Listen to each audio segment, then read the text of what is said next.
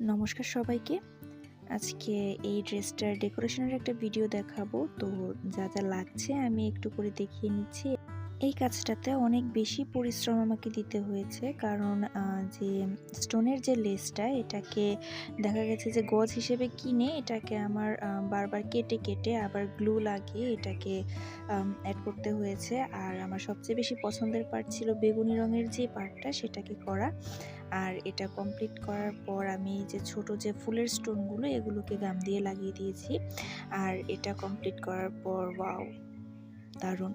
যাই হোক, এটা আমি কমপ্লিট করার পর পাগড়ি করে নিয়েছি একটা। আর পাগড়িটা সম্পূর্ণ কমপ্লিট করার পর এত সুন্দর লাগছিল, ভীষণ গ্লসি একটা লুক তৈরি হয়েছিল এটার। আর ফাইনালি আমার কমপ্লিট হয়ে গেছে এই ড্রেসটার অর্ডার নেওয়া হচ্ছে। ড্রেসটা নিতে হলে বেশ কিছুখানি সময় আমাকে দিতে হবে তৈরির জন্য।